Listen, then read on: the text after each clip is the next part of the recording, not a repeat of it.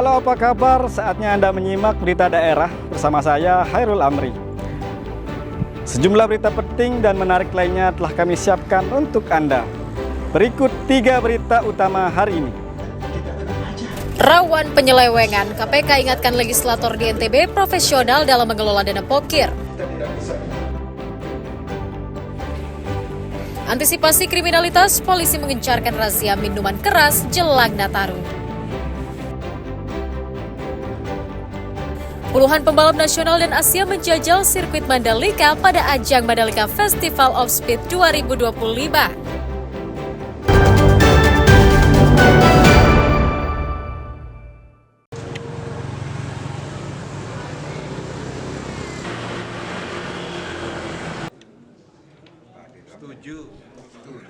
Komisi Pemberantasan Korupsi mengingatkan pemerintah daerah dan anggota Dewan Perwakilan Rakyat Daerah agar berhati-hati dalam mengelola dana pokok pikiran.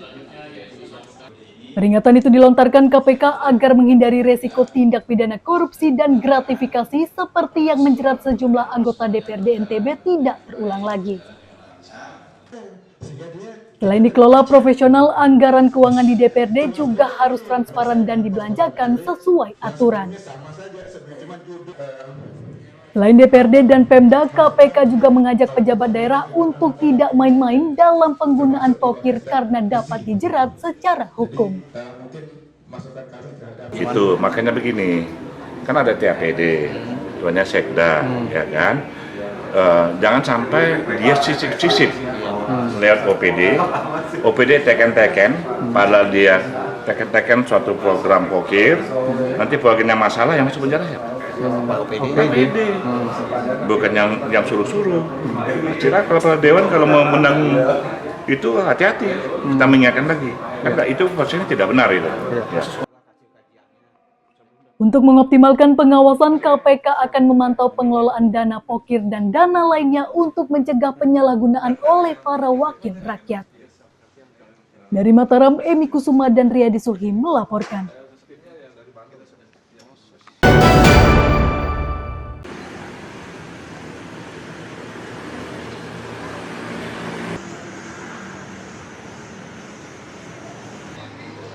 Puluhan kasus tindak pidana korupsi lingkup pemerintahan dan swasta ditangani Kejaksaan Tinggi Nusa Tenggara Barat pada tahun 2025.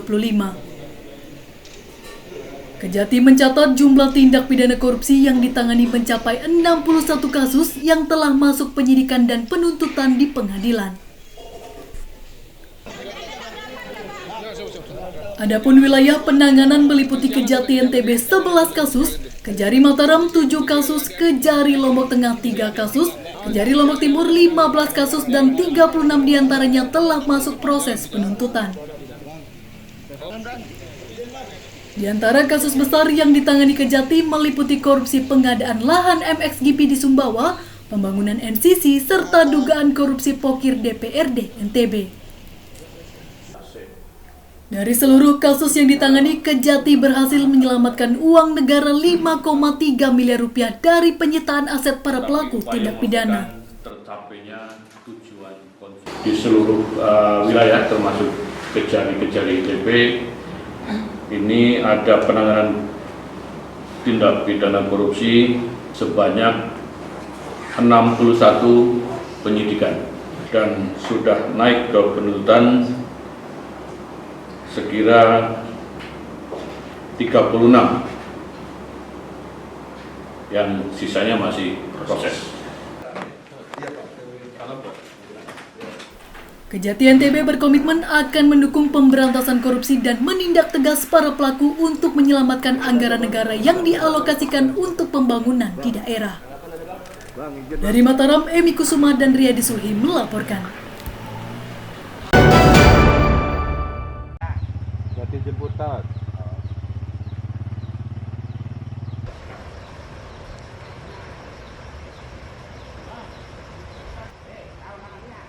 Warga desa Tanak Rarang, Kecamatan Praia Barat, Lombok Tengah membuat jembatan darurat dari bambu setelah ambruknya jembatan penghubung karena diterjang banjir. Meski terlihat kurang aman karena terbuat dari bambu, namun warga tetap memilih untuk melintas agar lebih cepat sampai ke sawah dan ladangnya. Sementara bagi warga yang takut melewati jembatan darurat, mereka harus menempuh jalan memutar hingga 3 km. Keberadaan jembatan darurat cukup membantu masyarakat untuk memangkas jarak tempuh menuju sekolah, puskesmas, atau desa tetangga. Buras lain terong ngelening tipak sangkong. Oh, jalan ngeliling ni? Nggih, sa sekolah je neko sekolah. Bisa tahu lewat dengan atas jalan. Oh. Warga berharap pemerintah daerah Kabupaten Lombok Tengah segera memperbaiki jembatan yang putus agar aktivitas warga kembali normal. Lukmanul Hakim dan Riyadi Sulhi melaporkan dari Kabupaten Lombok Tengah.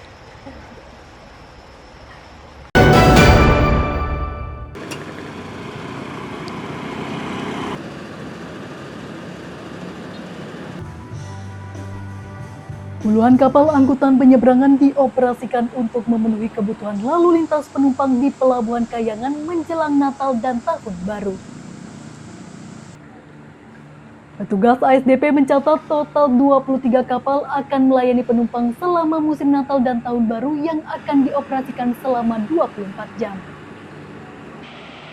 Hanya mendukung kelancaran lalu lintas orang, kapal tersebut juga untuk memastikan kelancaran distribusi logistik dari Pulau Lombok ke Sumbawa atau sebaliknya. Meski tidak akan seramai saat libur Lebaran, petugas memperkirakan peningkatan jumlah penumpang diperkirakan akan terjadi saat akhir tahun nanti. Sudah siap, Nataru kita sudah berkoordinasi. Hari ini juga kita berkoordinasi dengan KUPP dan stakeholder yang semua ada di, termasuk kepolisian, pesan pelayaran, semua sudah berkoordinasi. Kita akan mulai posko nanti di tanggal 18, apa itu nama 18 Desember. Tapi tanggal 15 kita sudah persiapan posko data. 18 kita sudah posko gabungan di pelabuhan, seperti itu. Persiapan kapalnya berapa? Yang kami siapkan untuk Nataru 23. Selain menyiapkan angkutan penyeberangan, otoritas Pelabuhan Kayangan juga membuka posko dan memperbaiki fasilitas terminal penumpang untuk memastikan kelancaran dan kenyamanan warga yang akan merayakan Nataru tahun 2025. Dari Kabupaten Lombok Timur, Emi Kusuma dan Riyadi Sulhi melaporkan.